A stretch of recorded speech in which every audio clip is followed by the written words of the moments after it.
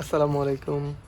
দৈনন্দিন জীবনে আমরা অনেকেই ওয়াইফাই ব্যবহার করে থাকি। কিন্তু অধিকাংশ জিনিস একটা আমি লক্ষ্য করলাম, আমরা অনেকেই কিন্তু নেটিস রাউটার ব্যবহার করি কিংবা ব্যবহার করছি। নেটিস রাউটার নিয়ে আমরা অনেক ঝামেলায় আছি, অনেক সমস্যার সমাধান পাচ্ছি না।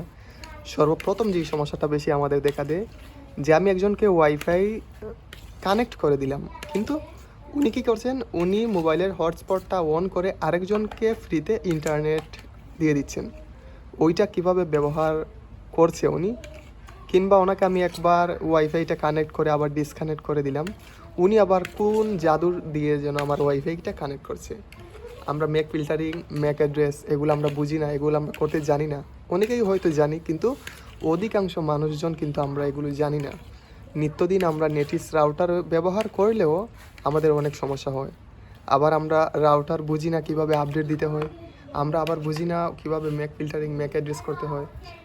আমরা এই সমস্যাগুলোতেই থাকি। আমি আপনাদের একটু ছোট্ট করে যদি আমি একটা ভিডিও আপনাদের একটু দেখিয়ে দিই। আমি যদি আপনাদের ম্যাক ফিল্টারিং সেটিংটা একটু দেখিয়ে দিই, আপনারা মাত্র 1 মিনিটে সমাধানটা করতে পারবেন।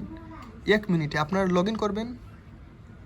আপনারা কেন বুঝতে চান না? একেবারে একটা সহজ সেটিং আপনারা অনেক কঠিন করে দেখছেন। নেটিস রাউটারটা আপনারা যেভাবে ভাবছেন এতটাও সহজ না, বা এতটাও কঠিন না। এই নেটিস রাউটারটা লগ ইন করলেন।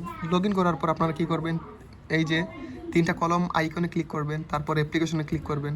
অ্যাপ্লিকেশনে ক্লিক করার পর আপনারা নিচের দিকে চলে যান অ্যাক্সেস কন্ট্রোলে। অ্যাক্সেস কন্ট্রোলে যাবেন, ম্যাক ফিল্টারিংয়ে যাবেন। ম্যাক ফিল্টারিংয়ে এই যে ম্যাক অ্যাড্রেস ফিল্টারিং কিংবা ম্যাক অ্যাড্রেস ফিল্টারিং লিস্ট, এইগুলো সেটিং আপনারা একটু মনোযোগ সহকারে যদি বোঝেন আপনারা পারবেন। এখানে আপনারা কি করবেন? এখানে ইনাবেলটা থাকবে, ওইখানে ডিসেবল থাকবে ডিফল্ট, আপনারা ওইখানে ইনাবেলটা করবেন, ইনাবেল করবেন। আর এখানে হোয়াইট লিস্টে থাকবে, কারণ যাদেরকে আপনি ওয়াইফাইটা দিবেন তারা হোয়াইট লিস্টে থাকলে তারপর ব্লক করলে উনি কিন্তু ব্লক হবে। ব্লক লিস্টে রাখলে তো প্রথমেই উনি ব্লক লিস্টে চলে যাবে। আমরা হোয়াইট লিস্টে রাখবো। আবার এখানে আরেকটা সমস্যা হচ্ছে, যারা রাউটারটা রিসেট করি কিংবা ফার্মওয়্যার আপডেটটা না দেই, ওইখানে কিন্তু হোয়াইট লিস্টটা থাকে না, ব্ল্যাক লিস্ট থাকে। সেক্ষেত্রে আপনার রাউটারটা আপডেট করে দিবেন। আপনার রাউটারটা আপডেট করে নিয়েন, তারপর ওই সেটিংটা অটোমেটিক চলে আসবে। তারপর এই যে আপনারা এখানে দেখতে পাচ্ছেন, ওইখানে এই যে আমার নাম আছে, ওইখানে আপনারা যদি মডিফাই ক্লিক করেন, এই যে এখানে নাম লিখতে পারেন। প্রথমে কিন্তু যে কোনো মানুষের নাম লেখার অপশনটা থাকে না। আমি আপনাদের দেখাবো, একটু ব্যাক করে নামটা লিখবেন, এলাও দিবেন, সোর্স ম্যাক অ্যাড্রেস, মোবাইলের ডিফল্ট ম্যাক অ্যাড্রেসটা বসাবেন, র্যান্ডমটা বসাবেন না, এটা আমরা জানি না, বুঝতে পারি না, আমরা ওইখানে একটু ধরা খেয়ে যাই।